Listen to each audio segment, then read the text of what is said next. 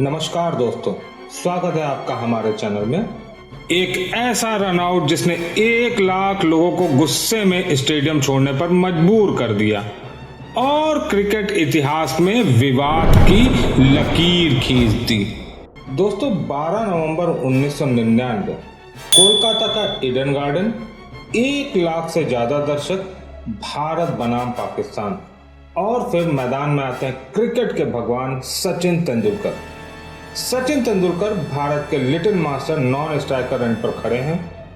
फिर अचानक उनके चेहरे का भाव कुछ ही सेकंड में भ्रम से लेकर अविश्वास और फिर आक्रोश में बदल जाता है। लेकिन फिर ऐसा क्या हुआ कि भारत पाक मैच की सारी कहानी ही बदल गई। स्टेडियम में सन्नाटा छा जाता है, फिर अचानक उथल पुथल मच जाती है, पानी की बोतलें मैदान पर बरसने लगती हैं, खिलाड़ी पवेलियन की ओर भागते हैं और ये क्रिकेट इतिहास के सबसे विवादास्पद क्षणों में से एक में दर्ज हो जाता है। 1999 में उस दिन ईडन गार्डन में वास्तव में ऐसा क्या हुआ? क्या न्याय हुआ था या यह क्रिकेट की सबसे बड़ी लूट थी? और कैसे एक अंपायर के फैसले ने लगभग एक दंगा ही भड़का दिया था जिसने भारत और पाकिस्तान के क्रिकेट संबंधों को हमेशा के लिए बदल दिया। मेरे साथ बने रहिए दोस्तों, जैसे हम उस रनआउट की पूरी कहानी को उजागर करते हैं जिसने एक राष्ट्र को पूरी तरह से हिला दिया। 1999 करगिल वार बस कुछ महीनों पहले ही खत्म हुई थी। भारत पाक के बीच सिर्फ मैच नहीं, मनोवैज्ञानिक जंग चल रही थी। मैच शुरू हुआ, पाकिस्तान ने पहले बैटिंग की और सईद अनवर और इंजमाम ने भारत की नाक में दम कर दिया। फिर भारत की बारी आई। कोलकाता का ईडन गार्डन, एक स्टेडियम जो लगभग 1 लाख दर्शकों से भरा हुआ था, पाकिस्तान के भारत दौरे के पहले टेस्ट मैच की मेजबानी कर रहा था। यह कोई साधारण सीरीज नहीं थी, ये 12 वर्षों में पाकिस्तान का भारत का पहला पूर्ण दौरा था।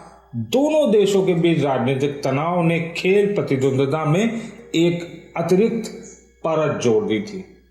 क्या आप कल्पना कर सकते कि इस मैच को एक छोटे से टीवी पर देखते हुए आपके पूरे मोहल्ले के लोग आपके चारों ओर भीड़ लगा रहे थे? क्योंकि उस दिन भारत भर में लाखों लोग ठीक यही कर रहे थे। ईडन गार्डन का माहौल बिजली से भरा हुआ था। हर एक रन पर जयकारे लगते थे, हर चौके पर जश्न त्योहार की तरह मनाया जाता था, हर विकेट पर त्रासदी की तरह शोक मनाया जाता था और इन सब के केंद्र में एक व्यक्ति था, सचिन तेंदुलकर, जो अरबों लोगों की उम्मीद अपने कंधों पर उठाए हुए थे। लेकिन किसी को भी नहीं पता था कि इस मैच में शानदार बल्लेबाजी या गेंदबाजी के लिए नहीं, बल्कि एक विवादास्पद फैसले के लिए याद किया जाएगा जो लगभग दंगे भड़का देगा और मैच को छोड़ने के लिए मजबूर कर देगा। आइए इस स्थिति को समझते हैं।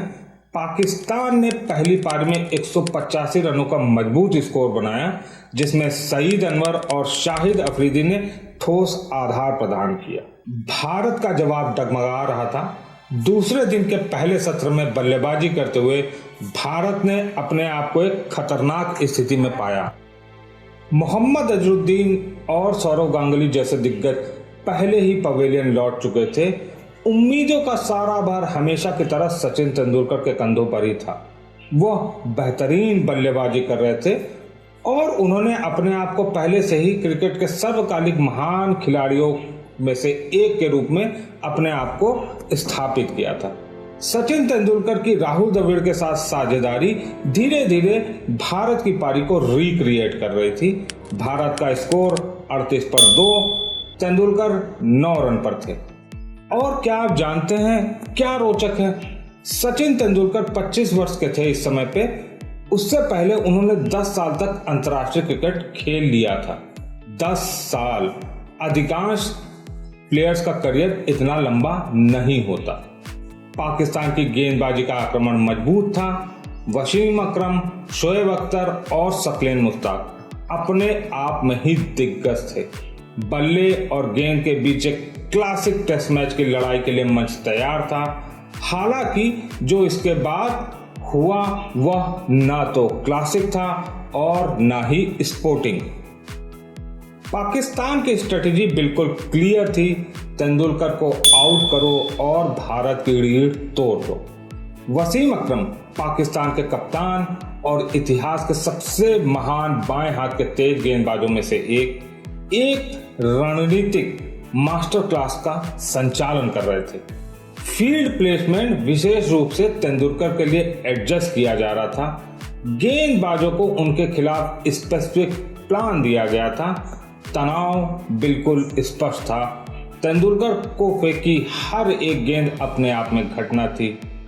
29वें ओवर में तेंदुलकर ने गेंद को मिड विकेट की ओर धकेला और एक सिंगल के लिए पुकारा। नदीम खान सब्स्टिट्यूट फील्डर जल्दी से आगे बढ़े। तेंदुलकर दौड़े, द्रविड़ ने जवाब दिया और फिर अराजकता फैल गई। आगे जो हुआ वह न केवल मैच का रुख बदल देगा बल्कि हमेशा के लिए क्रिकेट के लोक कथाओं में दर्ज हो जाएगा। एक ऐसा क्षण जिस पर आने वाले दशकों तक लिविंग रूम, क्रिकेट क्लब और कमेंट्री बॉक्स में बहस होगी। तैयार हो जाइए, जिसने क्रिकेट के सबसे विवादास्पद आउट में से एक को जन्म दिया। आइए घटनाओं को सटीक फ्रेम टू फ्रेम समझें। तेंदुलकर ने शोएब अख्तर की गेंद को मिड विकेट की ओर धकेला और तुरंत एक सिंगल के लिए पुकारा। दोनों बल्लेबाजों ने रन लेना शुरू किया, लेकिन ये एक जोखिम भरा रन था। नदीम खान सब्स्टिट्यूट फील्डर गेंद पर झपटे और इसे वापस नॉन स्ट्राइकर एंड पर फेंक दिया। शोएब अख्तर गेंदबाजी छोर पर थे। उन्होंने थ्रो को पकड़ा। तेंदुलकर के ग्राउंड से बाहर होने पर बेल्स उड़ा दी। क्या वे सही में क्रीज से बाहर थे? यहीं से राय तेजी से बढ़ जाती है। आज डीआरएस, हॉटस्पॉट, अल्ट्रा एज और 16 अलग अलग तरह के कैमरे एंगल के बिना निर्णय लेने की कल्पना करें। उस समय बेचारे अंपायर को किसी ऐसी चीज पर भरोसा करना पड़ता था जिसे कहते हैं उनकी नजर। तकनीक ने हमें वास्तव में बिगाड़ दिया है ना? इस रनआउट को इतना विवादास्पद बनाने वाले महत्वपूर्ण एलिमेंट यह था कि थ्रो पकड़ते समय शोएब अख्तर तेंदुलकर के रास्ते में आ जाते हैं। ऐसा रिप्ले देखने पर लगता है। क्रिकेट के नियम 38 में स्पष्ट रूप से कहा गया है कि यदि कोई फील्डर दौड़ते समय बल्लेबाज को सामने आ जाता है तो बल्लेबाज को आउट नहीं दिया जा सकता। रिप्ले से ऐसा लगता है कि तेंदुलकर को अख्तर से टकराने से बचने के लिए अपने रन लेने का रास्ता बदलना पड़ा। इस थोड़े से डायवर्जन का मतलब था तेंदुलकर क्रीज से बाहर रह गए और बेल्स उड़ा दी गई। इसके बाद जो हुआ वो अभूतपूर्व था। आमतौर पर अच्छे व्यवहार वाली ईडन गार्डन की भीड़ सेकेंडों में ही शत्रुतापूर्ण हो गई। तेंदुलकर हमेशा सज्जन, अपनी स्पष्ट निराशा के बावजूद उन्होंने पवेलियन की ओर चलना शुरू कर दिया, लेकिन 1 लाख प्रशंसक इस फैसले को स्वीकार करने के लिए तैयार नहीं थे। माहौल खतरनाक हो गया। मैदान पर पानी की बोतलें फेंकी जा रही थी। खिलाड़ी सुरक्षा के लिए पिच की बीच की ओर भाग रहे थे। अंपायर चिंतित दिखते हैं। ईडन गार्डन में ये अविश्वसनीय दृश्य है। मैच रेफरी केमी स्मिथ एक कठिन परिस्थिति में थे। खिलाड़ियों की सुरक्षा उनके लिए सर्वोपरि थी, लेकिन भीड़ की परेशानी के कारण एक टेस्ट मैच को छोड़ना क्रिकेट की प्रतिष्ठा के लिए एक महत्वपूर्ण झटका होगा। भीड़ के मनोविज्ञान के बारे में कई लोग नहीं समझते हैं, वो ये है, यह सिर्फ बुरे फैसले के बारे में नहीं था, यह राष्ट्रीय गौरव के बारे में था। भारत में क्रिकेट सिर्फ एक खेल नहीं, यह धर्म है और सचिन तेंदुलकर एक क्रिकेट नहीं, वह देवता है। उन पर हमला राष्ट्र पर हमले जैसा था। पुलिस स्टेडियम में प्रवेश कर गई। अधिकारियों ने शांति की अपील की। कमेंटेटर ने संयम बरतने का आग्रह किया। लगभग 45 मिनट तक क्रिकेट के सबसे प्रतिष्ठित स्थलों में से एक पर अराजकता छाई रही। अंततः मैच रेफरी और भारतीय टीम प्रबंधन के आग्रह पर भीड़ खेल को फिर से शुरू करने के लिए पर्याप्त शांत हो गई, लेकिन जो नुकसान होना था वह हो चुका था। खेल की भावना को, भारत पाक क्रिकेट संबंध को और मैच को, तेंदुलकर के पवेलियन वापस जाने के साथ ही भारत की बल्लेबाजी शानदार ढंग से ढह गई। भारतीय लाइनअप में तेंदुलकर उनके मेन प्लेयर थे, बाकी के बल्लेबाज पाकिस्तानी गेंदबाजी के आक्रमण का सामना न कर सके। उस समय भारत का स्कोर 38 पे 2 था और भारत फिर 83 रन पर ऑल आउट हो गया।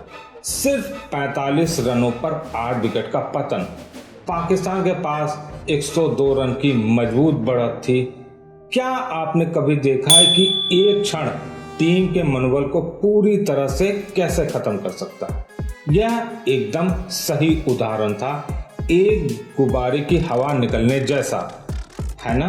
एक छोटा सा छेद और फुस, सब कुछ बिखर जाता। पाकिस्तान ने 46 रन से मैच जीत लिया, जिसमें सतलेन मुश्ताक ने भारत की दूसरी पारी में यादगार 5 विकेट हाल लिए। जीत ने पाकिस्तान को 2 मैच की श्रृंखला में 1-0 की बढ़त दिला दी, जिसे उन्होंने अंततः इस सीरीज को 2-0 से जीत लिया। लेकिन स्कोर लाइन पूरी कहानी बहुत कम बताती है। 1999 का ईडन गार्डन टेस्ट हमेशा पाकिस्तान की जीत के लिए नहीं, बल्कि सचिन तेंदुलकर के विवादास्पद आउट और इससे उत्पन्न लगभग दंगों के लिए याद किया जाएगा। और फिर भी इस घटना के परिणाम ईडन गार्डन की सीमाओं से बहुत आगे तक पहुंचे। इसका प्रभाव दोनों देशों के बोर्ड रूम, लिविंग रूम, यहां तक कि सरकारी कार्यालयों में भी महसूस किए गए। क्रिकेट जगत घटना पर अपनी प्रतिक्रिया दे रहा था। पूर्व पाकिस्तानी क्रिकेटरों ने बड़े पैमाने पर फैसले का बचाव किया, यह तर्क देते हुए कि शोएब अख्तर को थ्रो पकड़ने के समय नॉन स्ट्राइकर एंड पे होना जरूरी था। उन्होंने ये भी बताया कि तेंदुलकर अलग रूट से भी दौड़ सकते थे। इसी बीच भारतीय विशेषज्ञ बहुत गुस्से में थे। मैच पर कमेंट्री करते हुए सुनील गावस्कर ने स्पष्ट रूप से कहा कि तेंदुलकर के साथ धोखा किया गया। कपिल देव ने इसे क्रिकेट मैदान पर दिन दहाड़े लूट कहा। ओह, और आप यकीन नहीं करेंगे नवजोत सिंह सिद्धू ने क्या कहा। उन्होंने अपने विशिष्ट शैली में उन्होंने इसे कोहिनूर की हीरे की चूड़ी से भी बड़ी चोरी कहा। केवल सिद्धू ही ऐसा कुछ सोच सकते। कुछ ने महसूस किया कि फैसला कठोर था, लेकिन टेक्निकल रूप से करेक्ट था, और लोगों का मानना था कि क्रिकेट की भावना का उल्लंघन किया गया था। इस घटना ने दुनिया भर में सुर्खियां बटोरी। क्रिकेट, जिसे अक्सर जेंटलमैन गेम माना जाता है, ने अपना एक अगली चेहरा भी दिखाया।